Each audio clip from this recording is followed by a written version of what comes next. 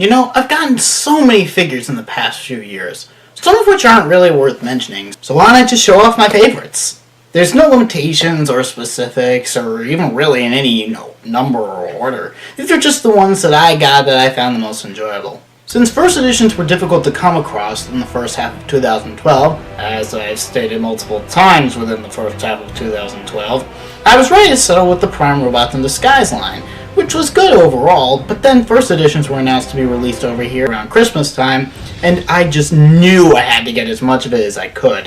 While figures like Starscream and Bulkhead were fantastic, I felt that Megatron from the Entertainment Pack is the standout, due to the excellent sculpting, articulation, transformation scheme, and especially the paintwork. This should have been the color scheme of the Voyager. Hell, the Voyager should have been just a straight upscaled version of this with no other alterations, and I think everyone would have been happier.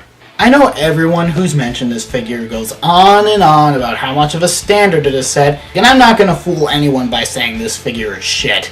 It's one of the best. What makes me love it so much is with the lack of protruding kibble and pulsability hindrances, this feels more like a well-made action figure of the character that was given the right accessories and just so happens to transform into two other excellent modes. While Marvel Legends Infinite is the best thing to happen to this line since the shift from Toy Biz to Hasbro, one cannot forget the waves that revived the line, again, in 2012.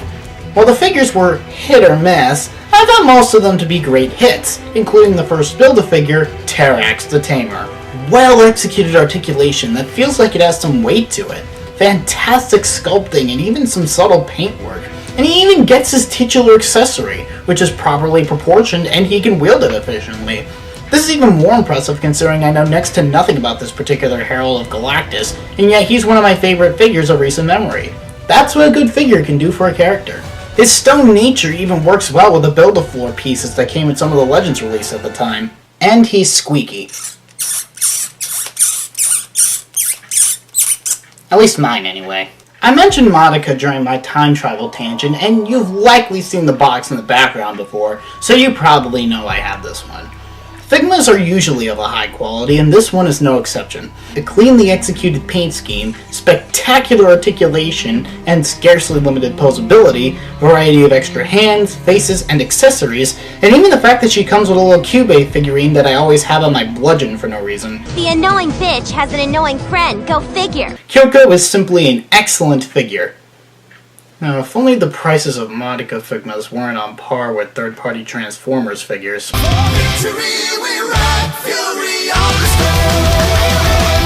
I've always loved the High Moon Studios design for Optimus in the excellent War for Cybertron video game. It just screams Optimus to me. It's always been my favorite Optimus design, so imagine my surprise when I find a figure of it in my local toy aisle back when the game came out, at a time when I didn't look up Transformers toy news every day.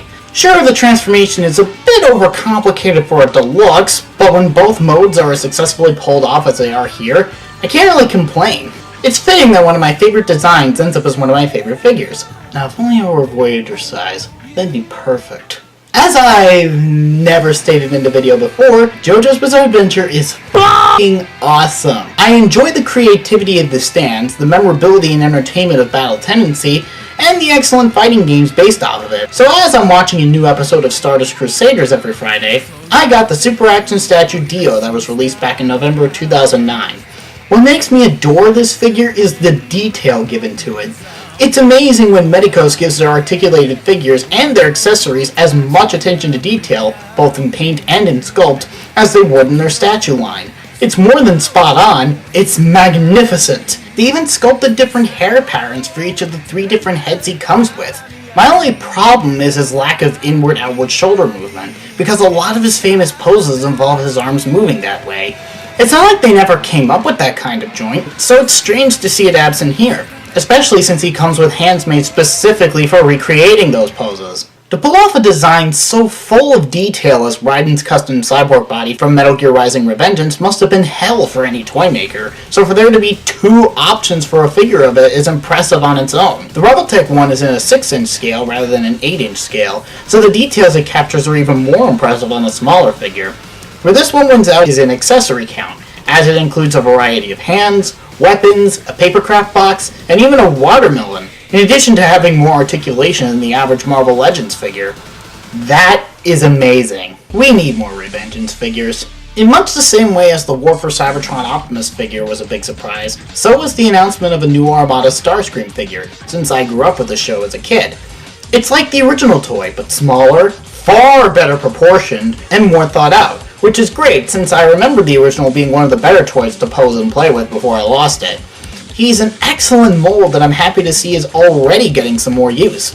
He even has, admittedly extraneous but appreciated, mini-con ports, which is a huge coincidence seeing as how the wave he came in features a team of them.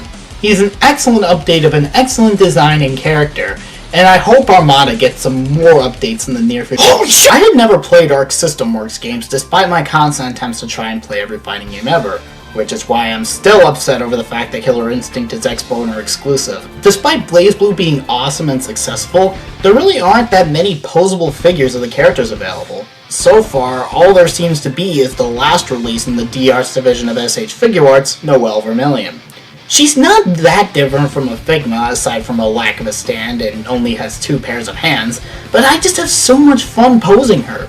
Maybe it's the excellent design, the smooth feel of the plastic and paint used, or the expression she's allowed with her articulation, extra faces, and extra hairpiece, but she's just a wonderful figure to play with.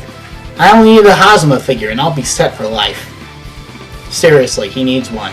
Hell, Figuarts is already making a Michael Jackson figure. They don't even have to do much in order to make him now. Jesus, look at this masterpiece. This gigantic marvel of engineering is such an incredible figure for me. I never thought I'd ever have a movie Leader Prime in my life, let alone one with the previously Takara exclusive Buster Prime and Jetwing gimmicks. Yet the Hasbro release is an excellent execution of paintwork, making the Jetwing stand out that much more. It's an incredible accessory applied to an already spectacular figure. I don't need any more crown jewels in my collection because I have found my holy grail. And I wasn't arrested trying to get it either.